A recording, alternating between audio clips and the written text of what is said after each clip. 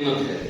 ہمارے استاد صاحب سبق پڑھا رہے تھے اور تربیت کرنے کے لیے پہلے استاد بھی تربیت کرتے تھے، پیر بھی تربیت کرتے تھے، علماء بھی تربیت کرتے تھے، خطبہ بھی تربیت کرتے تھے، ماں باپ بھی تربیت کرتے تھے۔ ہر بندہ اسلام کے مطابق، شریعت کے مطابق، دین کے مطابق تربیت کرتا تھا، لیکن اب تربیت کرنے والے مزاروں میں سو گئے اور تربیت لینے والی قوم بھی جو ہے وہ دنیا سے چلی گئی۔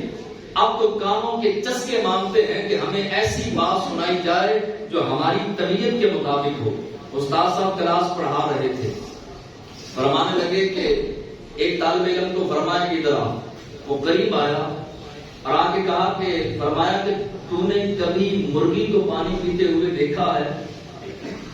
تو اس نے کہا جی حضور، میں دیہات کا رہنے والا ہوں، گاؤں کا رہنے والا ہوں، ہم نے گھر میں مرغیاں رکھی ہیں، مجھے پتا ہے کہ مرغی پانی کس طرح پیتی ہے۔ استاد صاحب فرمانے لگے بتا کس طرح پیتی ہے؟ تو وہ شاگرد کہنے لگا کہ پہلے پانی کا گھونٹ بھرتی ہے اور پھر منہ اٹھاتی ہے۔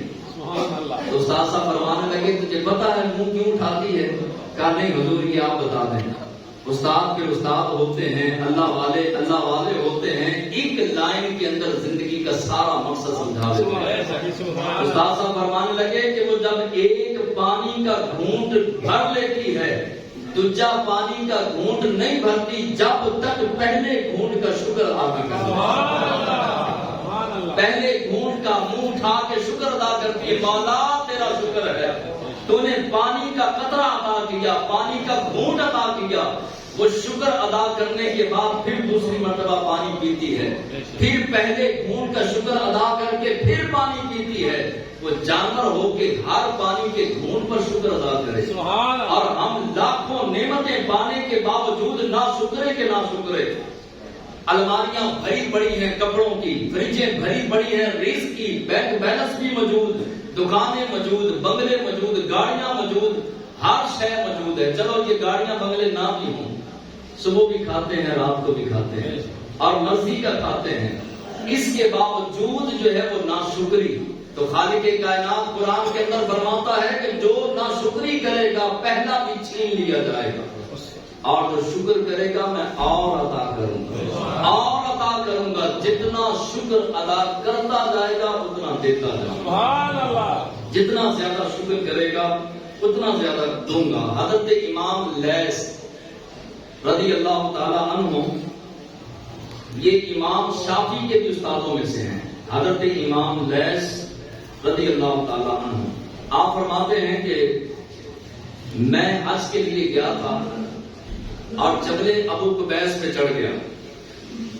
جبل ابو قبیس پہ چڑھا تو میں نے دیکھا کہ چٹی داڑھی والے بابا جی، امام حاکم نے المستدرک کے اندر ارشاد فرمایا، لکھا ہے اس روایت کو۔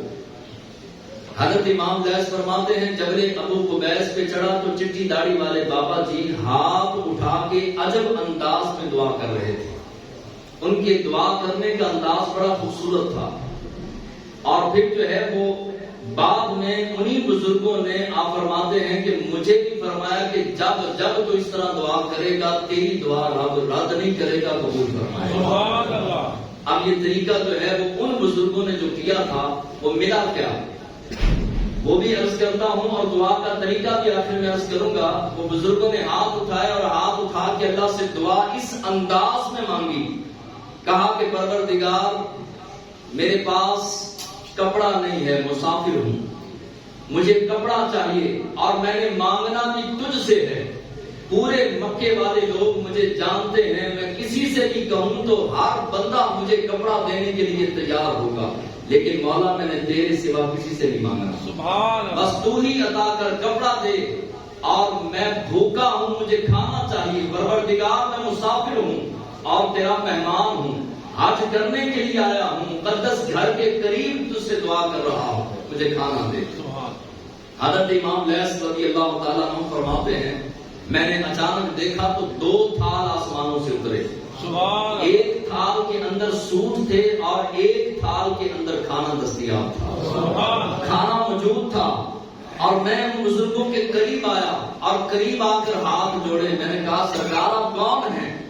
آپ نے دعا کی تو آپ کی دعا رب ذوالجلال نے اتنی مستجاب فرمائی کہ آسمانوں سے سوٹ اتر آئے، آسمانوں سے آپ کے لیے کھانا اتر آیا۔ اتنا بڑا مقام، اتنی بڑی شان اب ہے کون؟ اب امام لیث نے جب نام سنا تو چیخ نکل گئی۔ حضرت امام لیث فرماتے ہیں میں نے پوچھا حضور آپ کون ہیں؟ تو آپ نے فرمایا میرا نام جعفر صادق ہے، میں امام زین العابدین کا پوتا ہوں، امام حسین کا پڑپوتا ہوں، میرا نام جعفر صادق ہے۔ کہا حضور آپ نے یہ دعا جس انداز میں کی یہ انداز میں نے پہلی مرتبہ دیکھا۔ آپ نے فرمایا جب تو اللہ سے کچھ مانگے اگر اس طریقے سے مانگے گا اللہ تجھے ضرور عطا کرے گا۔ اب وہ طریقہ درس قرآن میں بتائیں یا بھی بتا دیں؟ تو درس قرآن میں پھر آنا نہیں، درس قرآن میں بھی کوشش کیا کریں کہ ضرور شرکت کیا کریں۔ آپ نے ہاتھ اٹھائے، امام جعفر صادق رضی اللہ تعالی عنہ نے ہاتھ اٹھا کے کہا یا اللہ یا اللہ یا اللہ یا اللہ یا اللہ یا اللہ یا اللہ، جب تک سانس ٹوٹی نہیں آپ یا اللہ یا اللہ یا اللہ یا اللہ کہتے رہے۔ اس کے بعد آپ نے دوسرا یا رحمان یا رحمان یا رحمان، ایک روایت میں یا رحمان یا رحیم ہے، یا رحمان یا رحمان پڑھیے ساتھ، یا رحمان یا رحمان یا رحمان یا رحمان یا رحمان یا رحمان یا رحمان یا رحمان، جب تک سانس نہیں ٹوٹا۔ امام جعفر صادق امام حسین کے پڑپوتے یہ پڑھتے رہے۔ اور تیسرے نمبر پہ آپ نے پڑھا یا ارحم الراحمین یا ارحم الراحمین یا ارحم الراحمین یا ارحم الراحمین۔ اس کے بعد آپ نے کہا مولا میں بھوکا ہوں مجھے کھانا دے۔ رب نے کھانا دے دیا۔ کہا مولا میرے کپڑے پھٹ چکے ہیں مجھے کپڑا دے۔ خالق کائنات نے کپڑا دے دیا۔ اب آل نبی اولاد علی فاطمہ الزہرا کے لگتے جگر شہزادے، آپ کی آپ کے شہزادے، آپ کی زبان سے نکلے ہوئے جملے غلط نہیں ہو سکتے۔ فرمایا قیامت تک حضور کا کلمہ پڑھنے والا جب اس انداز سے دعا کرے گا رب اس کی دعا کو قبول کرے گا۔ مانگے دعائیں پاکستان کے لیے، ترکی کے لیے مانگے، اپنی اولاد کے لیے مانگے، اور جب جو ہے وہ دعا کریں اس کو کوشش کریں کہ اسی انداز میں دل کا تعلق رب سے جڑا ہو۔ اور پھر جو ہے وہ امام لیث فرماتے ہیں میں پہاڑ سے نیچے اترنے لگا، میں نے کہا حضور نصیحت کیجیے، آپ نصیحت فرمائیے۔ پہلے مرید جو ہے وہ پیروں کے پاس جاتے تھے تویز لینے اور کاروباری معاملات کچھ نے بتانے نہیں جاتے تھے، نصیحت لینے جاتے تھے۔ استادوں کے پاس شاگرد آتے تو وہ نصیحت لینے کے لیے آتے، علماء کے پاس عوام جاتی تو وہ کہتے حضور ہمیں سمجھائیں، ہماری اصلاح کریں، ہمارا تعلق جو رب سے ٹوٹ چکا ہے اس کو ملائیں۔ یہ جو ہے وہ ہر کسی کا ذہن ہوتا تھا۔ اب جو ہے وہ امام لیث نے امام جعفر سے کہا کہ حضور مجھے نصیحت کریں۔ آپ نے مختلف روایتیں ہیں نصیحت کی تو اس میں فرمایا کہ جب اللہ تجھے نعمت دے خالق کائنات کا شکر ضرور ادا کرے۔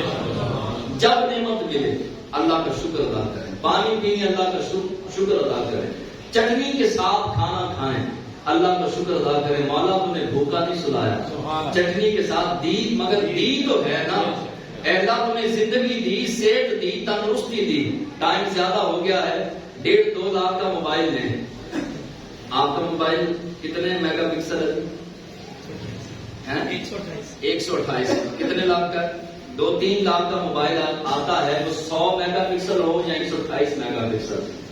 آپ کو پتا ہے کہ ایک آنکھ کتنے میگا پکسل ہے؟ ایک آنکھ، کوئی پیسہ نہیں خرچ کیا۔ موبائل خریدیں تو اس کا کیمرہ 128 میگا پکسل کا 2-2.5 لاکھ روپے کا موبائل آتا ہے۔ اب شاید زیادہ مہنگا ہو گیا ہو۔ تو اللہ نے ایک آنکھ جھکی میں کٹیا کے اندر پیدا ہونے والے کو بھی وہی آنکھ دی، اور بادشاہ کے محل میں پیدا ہونے والے کو بھی وہی آنکھ دی۔ 570 میگا پکسل ایک آنکھ کام کرتی ہے، 570 میگا پکسل، اور آپ نے فری میں دے دی۔ اور خالق کائنات نے یہ آنکھیں کیوں دی؟ والدین کی زیارت کے لیے دی، اور آپ کی تلاوت کے لیے دی، مسلمانوں کی بھلائیوں کے لیے دی، اور ثم لتسألن یومئذ عن النعیم، قیامت کے دن اللہ ان آنکھوں کے بارے میں، نعمتوں کے بارے میں سوال کرے گا۔ اپنی آنکھوں کو، اپنے جسم کو اللہ کے دین کی طرف لائیں، اللہ کے رسول کی سنتوں کی طرف لائیں اور قرآن کی طرف لائیں، اسی میں میری اور آپ کی کامیابی ہے۔